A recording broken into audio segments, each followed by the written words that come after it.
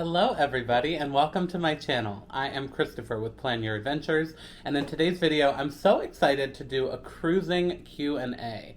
It's something I've been talking about for months, I feel like, on my channel.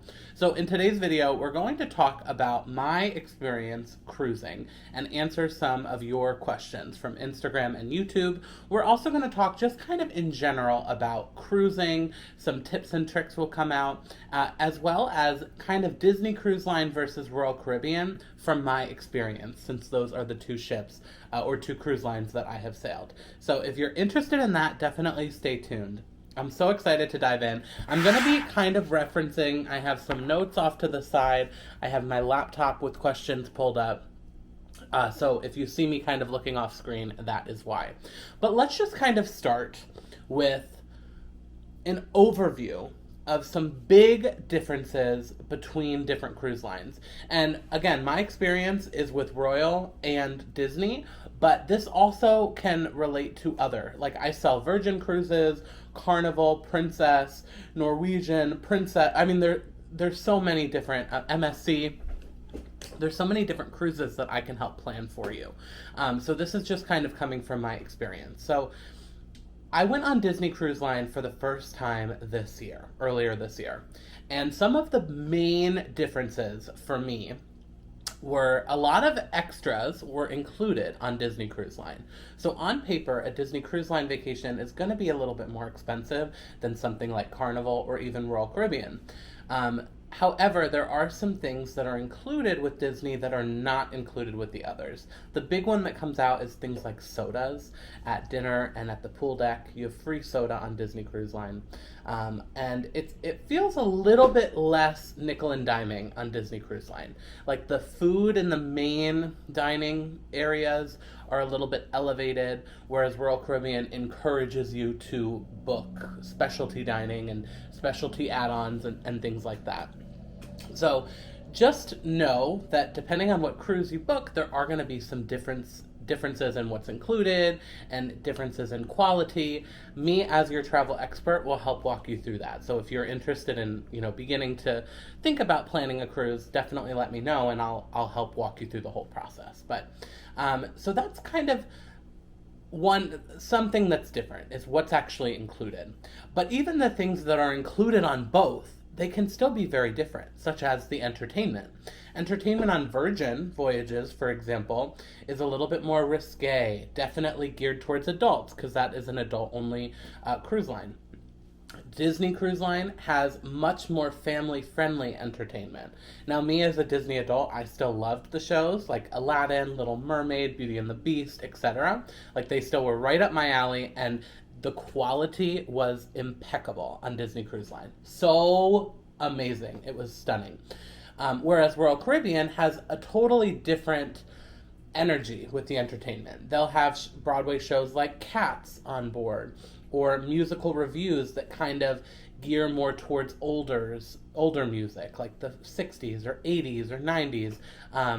So not necessarily as driven towards children. The kids clubs are also a big step up on Disney Cruise Line versus another like Royal. It's just more immersive. You have more of the IP and characters that they get to play with in the Disney experience. So again, we're just kind of giving a little bit of an overview. I'm going to dive into some specific questions, but one of the questions I actually got is, how do you know which cruise line to sail with?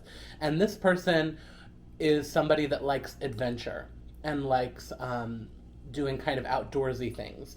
So different cruise lines are geared towards different people. But I would even go further than that and say different ships are geared towards different people as well.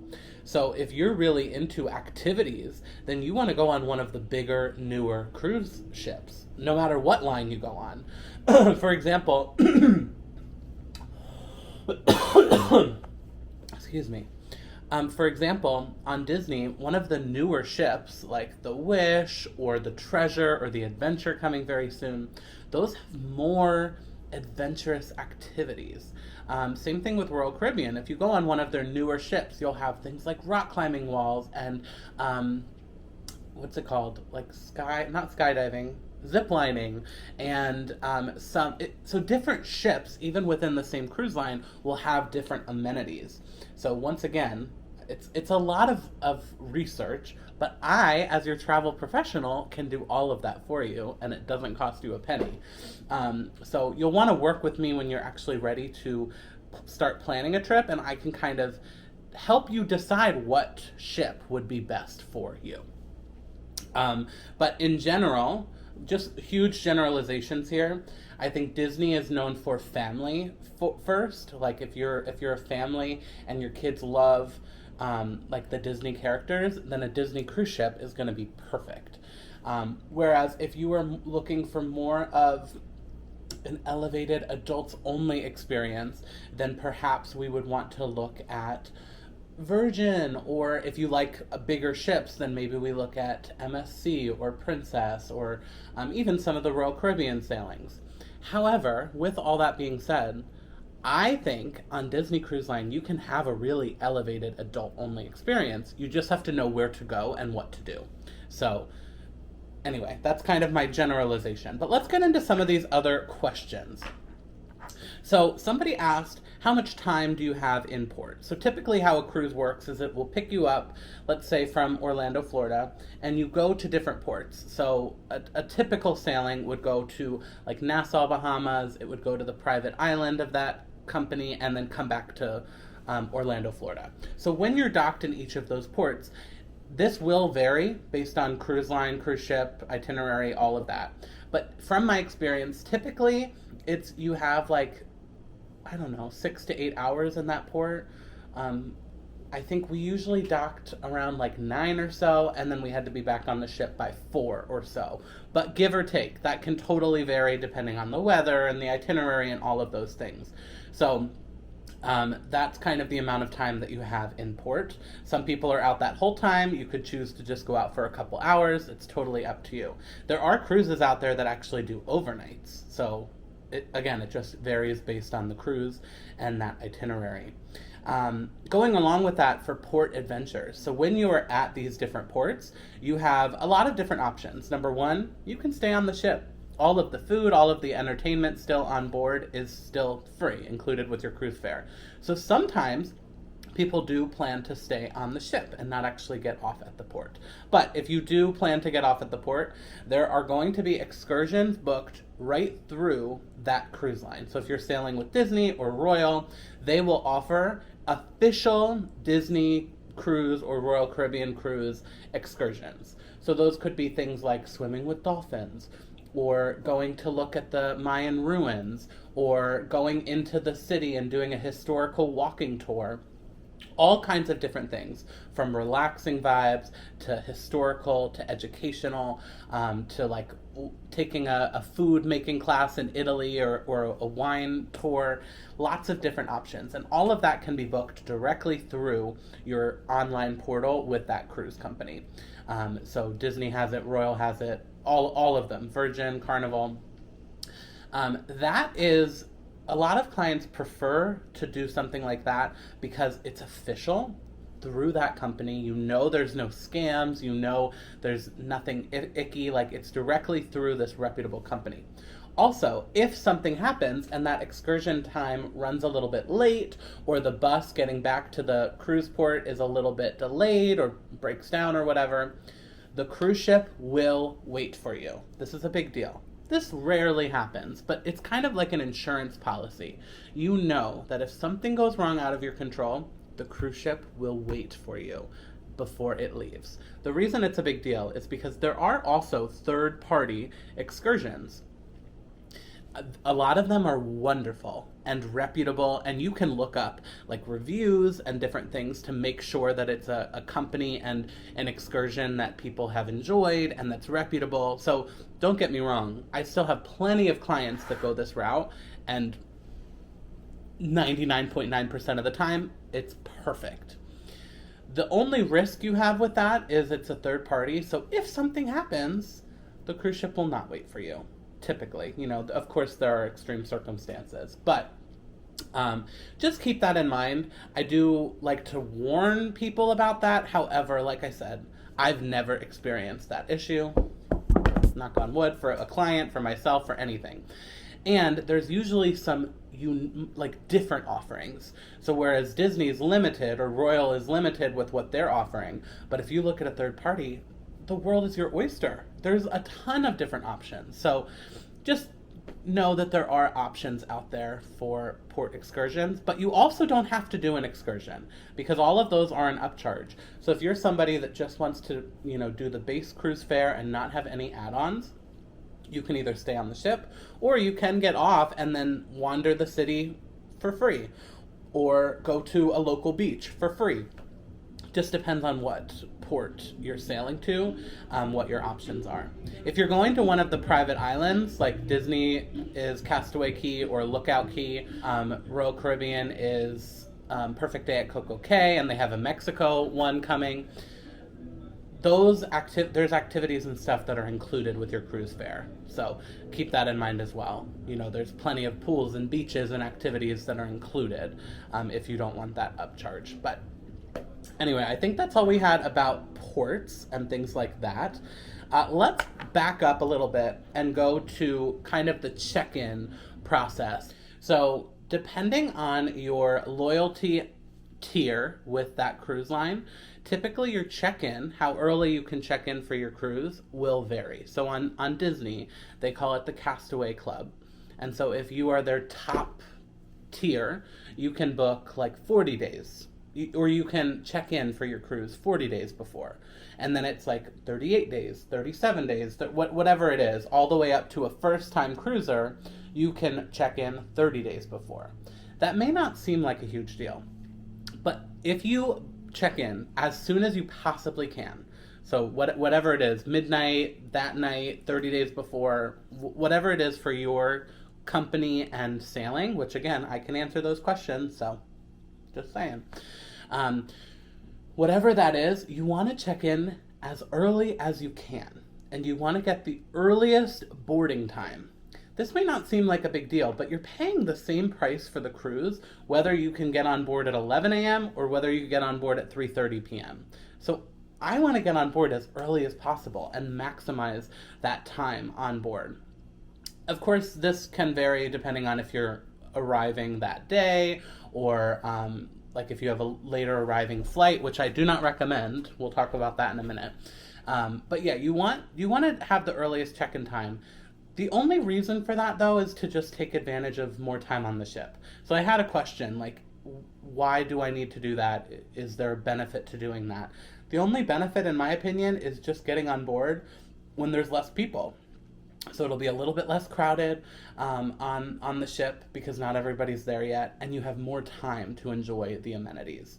Things like the pools are very empty right when the ship starts boarding for the next couple hours. That's when a lot of the pools and different amenities on board will be pretty empty until it gets busier and busier, of course. But things like the buffet are slammed. So if you want quiet time, do not go to the buffet on a check-in day. So yeah, I think we covered the check-in situation. Let's talk a little bit about the rooms on board a cruise ship, because they are typically a little bit smaller than a hotel room.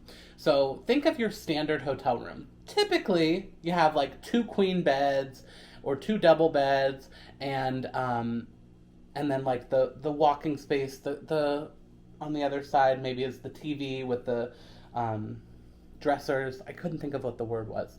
You have a nice big bathroom. Think of that as a normal standard room.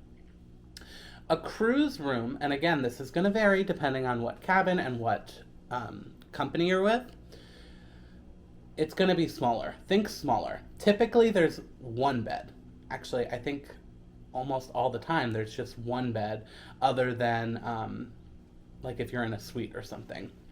So right now we're talking about just a standard inside room or ocean view or balcony room. Typically there's 1 big bed. On some cruise lines like Royal Caribbean, that bed can split into 2 though. Disney, it cannot. So 1 big bed that may be able to split into 2, and then typically there's a couch that turns into a little bed. Maybe there's a little bed that comes from a wall. It's very tight.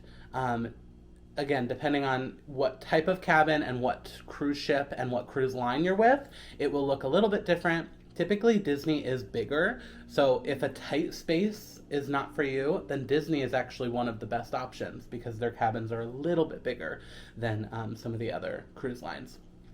So yes, cruise cabins are typically pretty small.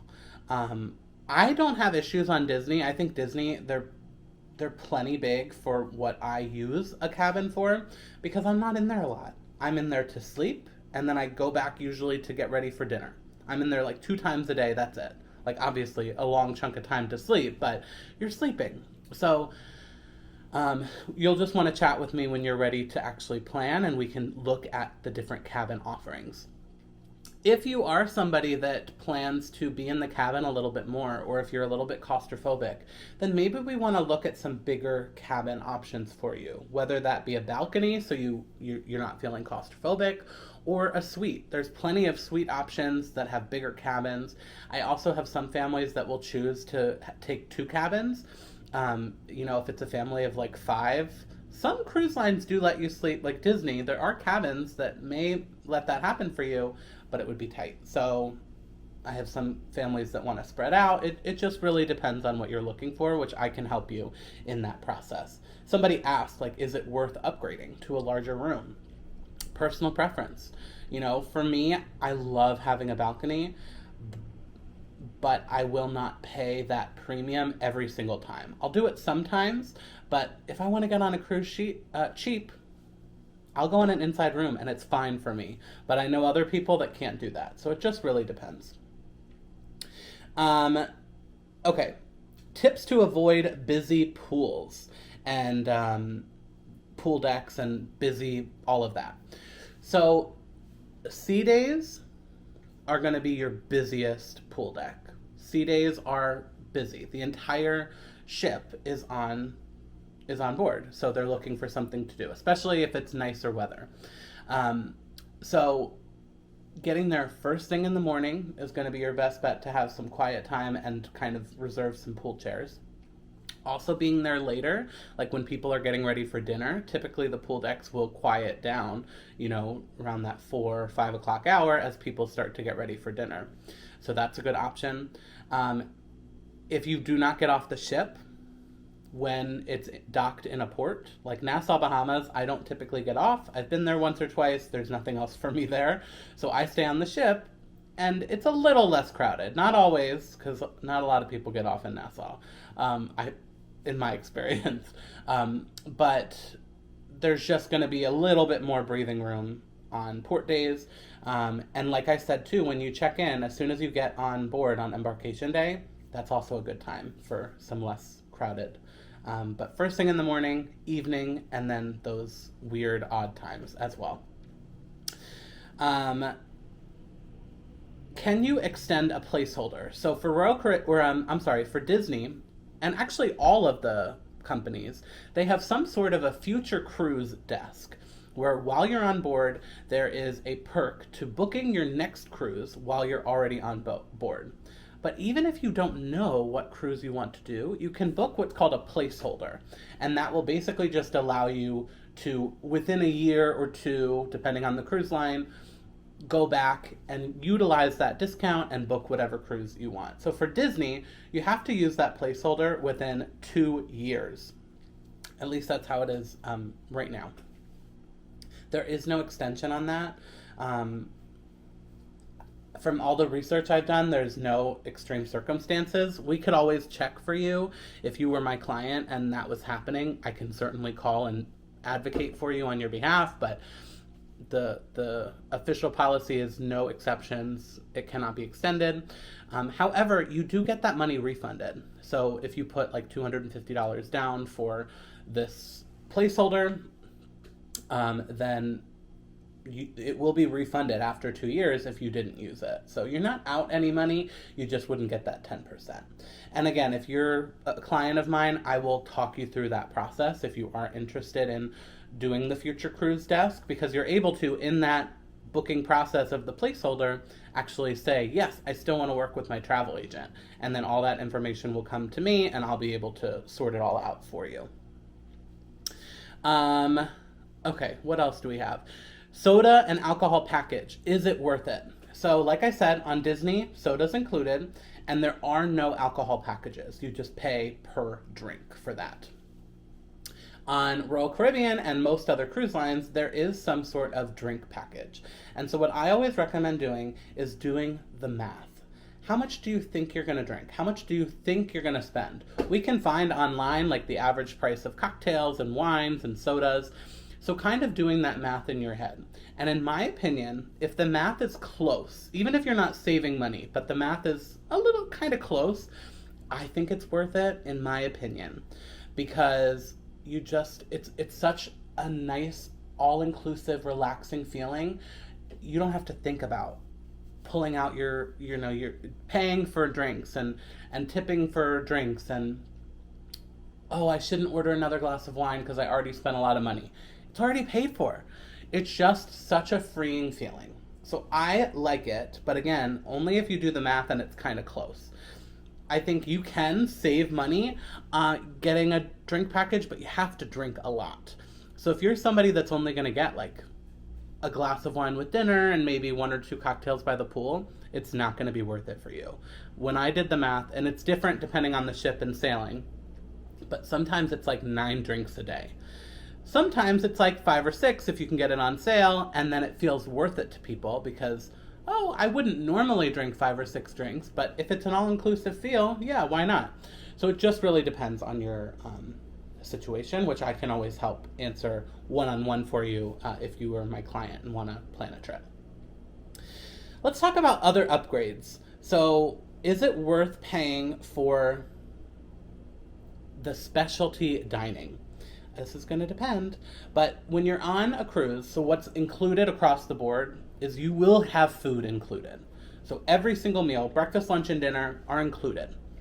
There are specific places that you can go to get that free or included food. There are also typically upcharge restaurants. There are some, like whether it be a coffee shop to get specialty coffees, whether it be like a Johnny Rockets to get like a nice burger, fry, milkshake situation, whether it be a nice sit-down adult-only dining or a sushi restaurant or a steak restaurant, there are going to be specialty dining and beverage options on board. Not talking about alcohol, but like other things. Is that worth it? So for something like Royal Caribbean, they actually offer a dining package.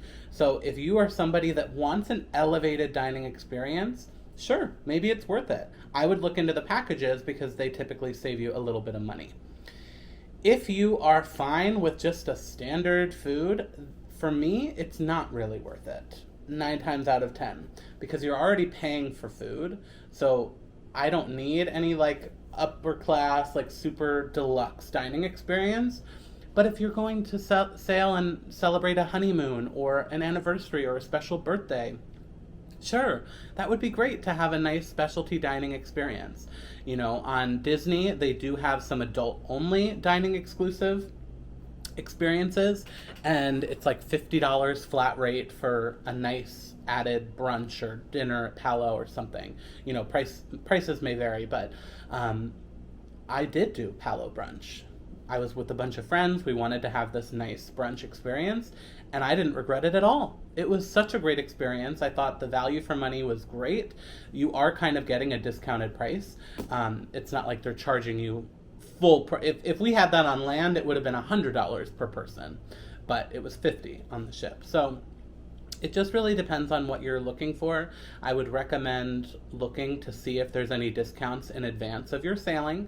Like on Royal Caribbean, they're always offering packages and discounts.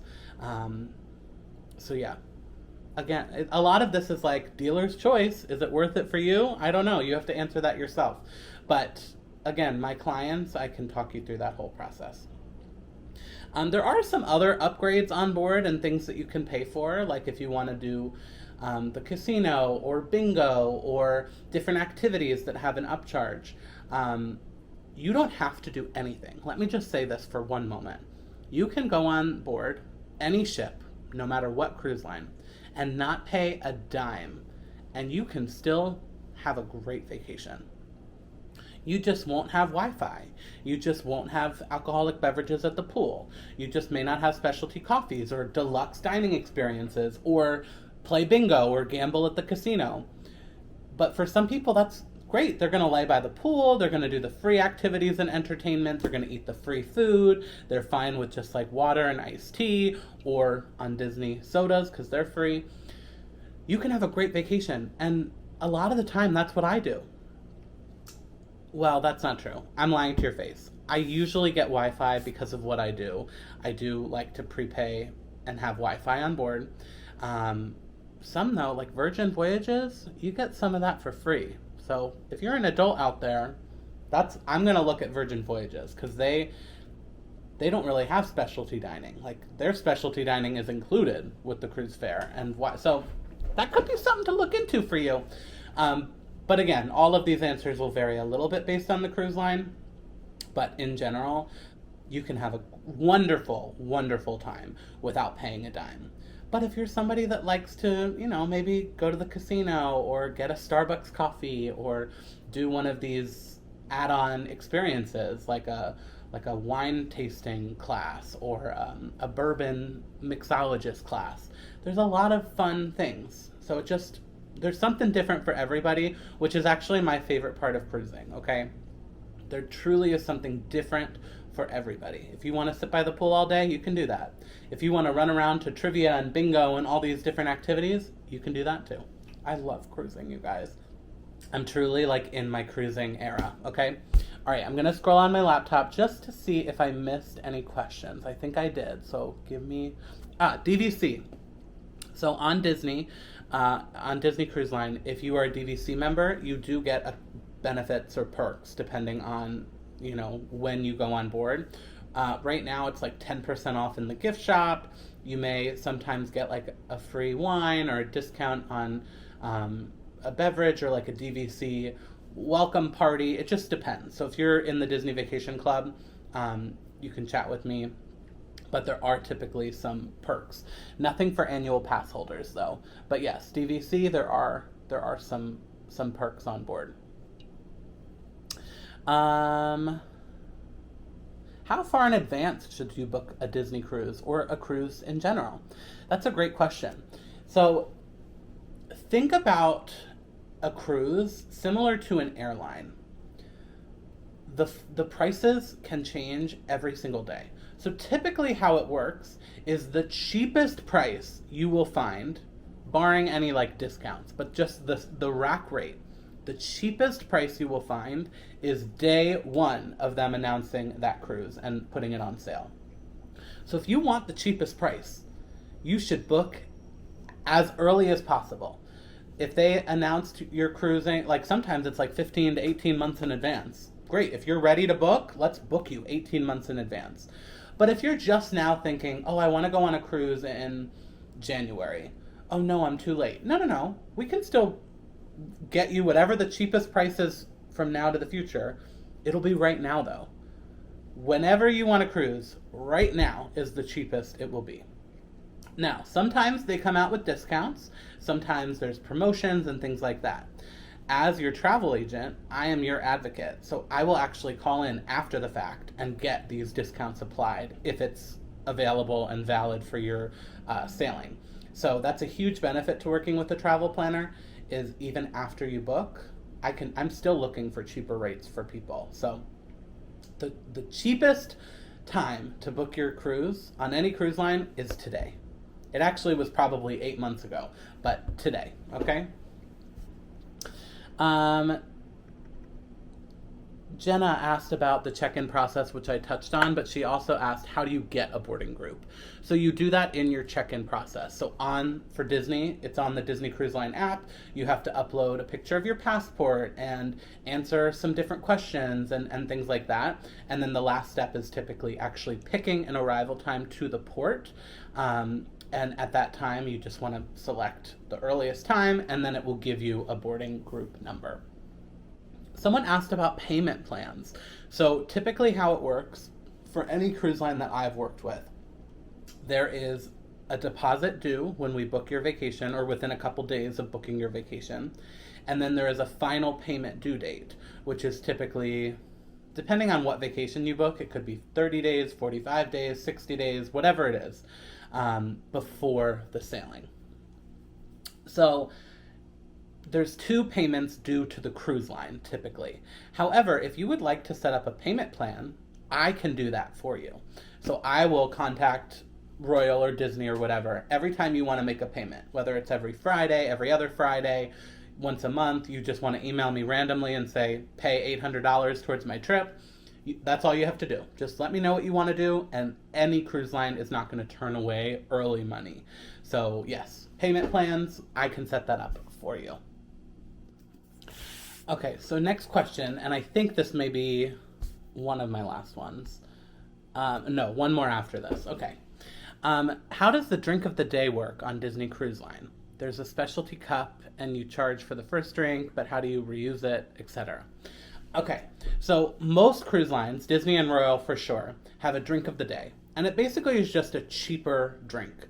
So they're usually very sweet. Every one that I've tried is very sweet. But it's just a discounted drink. I remember it being pretty cheap. Like I paid under $10 for a cocktail for the drink of the day. It could be things like a blue Hawaiian margarita, a Mai Tai, a Coco Loco, all kinds of different, typically I've been on Bahama sailings, so kind of those, tropical drinks. So it's any time that day, it will be assigned a specific drink, and it is a discounted price. They do, based on availability, offer a souvenir cup. And if you have this souvenir cup, it's basically the same price from everything I'm reading. I've never actually done this. But they have it for beer as well. It's just a bigger cup, and so you pay the same price, but you get a bigger drink. Yeah, so it's like about a third more of the drink is what you're going to get in this bigger glass. They offer it for beer as well, so instead of, I don't know the ounces, but instead of like a 10-ounce pour, you get a 16-ounce pour. I lied. I pulled those numbers out of my hat. I don't drink beer. No idea. But you get a larger serving for the same price. They typically, I think, at least for the beer, from what I've heard from my research, they give you like a little token or something. So you don't necessarily have to bring this cup around with you everywhere. They give you like a token that you would exchange for the drink. But yeah, it's a great way to get to honestly save a little bit of money in terms of value for money. So that is how that works. They are not... The official policy is that they are not, none of these are interchangeable from cruise to cruise, is the official policy. Same thing with the popcorn buckets, which you also asked about. Do I need to repurchase a bucket for every cruise, or can you bring the same bucket from your first cruise? So the official policy is that it would be a new popcorn bucket for that sailing. It's kind of just within that sailing. There have been people that have said that it's worked for them, like for the souvenir cups and stuff, that it works from cruise to cruise. So dealer's choice, but those are the official words on the popcorn buckets. And if, in case you're interested in the popcorn story, basically you just would pay for a souvenir bucket. They fill it with popcorn, and then it's a lot cheaper to refill it rather than just buying the overpriced popcorn every time. It's a much cheaper price to refill it throughout your cruise. Last question I have for this video is, what is the best time of year to cruise? Oh, let's talk about it. Today, tomorrow, next week, Christmas, Halloween. Literally, there are some perks to different times, which we can talk about. But today, when's the best time to be on a cruise ship? Today. I want to be on a cruise ship today. So it depends on what you're looking for. Different itineraries will have different, like, in-season times. For example, like going on an Alaska cruise will have a different in-season than maybe a Mexico cruise or a Hawaiian cruise. They all have their own seasons. So, but let's say you want to go to the Bahamas, because I think 90% of the cruises I book are Bahamas or somewhere tropical, like Bermuda, Bahamas, Mexico, somewhere tropical, okay, with the sun and the summer vibes. So you want to think about things like hurricane season in that area. So like in the Caribbean, that's like June through November. You also want to think about the weather. Would you be fine going when it's a little chilly? Because if so, January, February, March may be lovely, not too hot. But if you want to be there when it's like sun shining, beautiful, 90 degrees, then no, you probably don't want to go in December or January. We can also think about things like crowds, like that winter time is typically good for crowds. Like off season for the Caribbean is like April, May, September, October, right? Like the shoulder season, so outside of the summer. But I also really want to go on a holiday sailing, okay? I really want to go on like a Halloween sailing or a Christmas sailing, because Disney and all the cruise lines, I'm sure, but Disney goes above and beyond with the decorations, so that's on my list. So when's the best time of year to cruise? Let's chat about it. Send me an email, send me a message, comment below, and we can keep the conversation going and figure out what's best for you. Surprise, it's me again. I forgot. I have another question, and I wanted to tell you about this shirt too. So, okay. The question was, what is something you would do differently on your next sailing? And I think I find myself an experienced cruiser at this point. I've been on quite a few Disney, quite a few Royal, and I want to keep going on more. So any mistakes that I have made in the past, I think I've corrected for myself. But let me just tell you some first-timer mistakes. Number one is not checking in as early as you can and getting that boarding time as soon as you can to make the most of your time on board.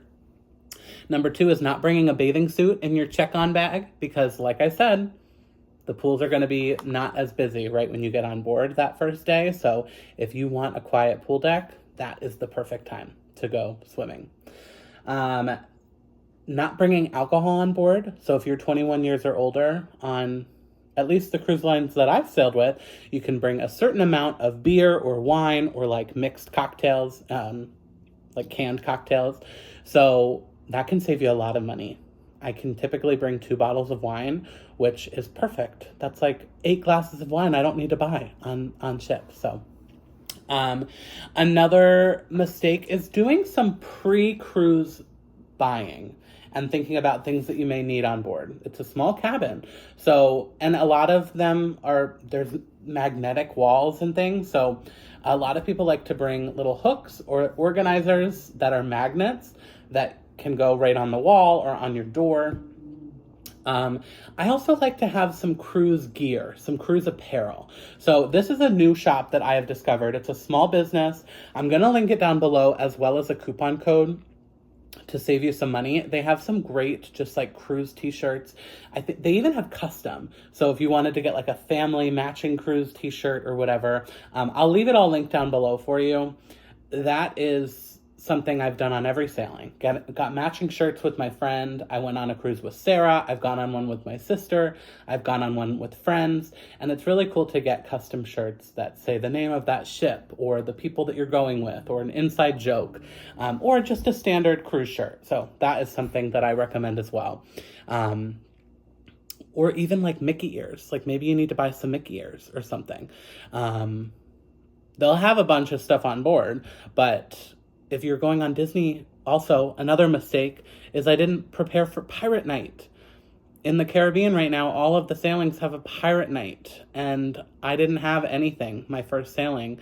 So I just was like in all black with, no, you need a little bit of pirate night get up, whether it's a shirt, which you can get from the shop I'm going to link down below, or whether it's a nice pair of ears or a pirate patch or a sword for the kids, like a fake sword.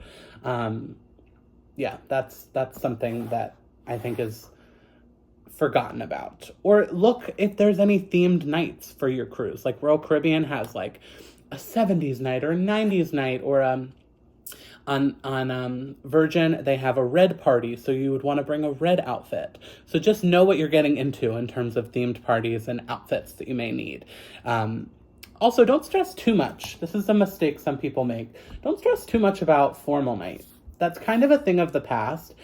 Some people still go all out on formal night, and like men are in tuxedos, women are in like beautiful ball gowns, but you don't have to be if you don't want to.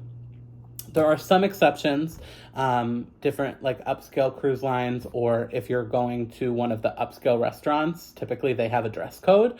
But if you're just going to the main dining room on formal night and you wanted to be in shorts and a polo or something, like most sailings, at least that I've done, you're fine. Let me think. Any other first-time mistakes? If you're an experienced cruiser and you have some ideas, leave them down below too. Let's help each other out for sure. Bring on board with you, if you struggle with motion sickness, bring some medication, bring a patch, it's just good to have the stuff and just use it just in case. Like, it's not going to hurt you. But you'll be happy if you do get sick. You'll be happy if you do have the stuff. So just thinking about some of those things. I think that's kind of, this is a long video, so I don't want to chat too long about that. But send me a message. Let's start planning your vacation. I love doing it. I'm really passionate about it. And that's the best way to support my channel and my account. So thank you in advance for that. If you enjoyed this video, hit that thumbs up button.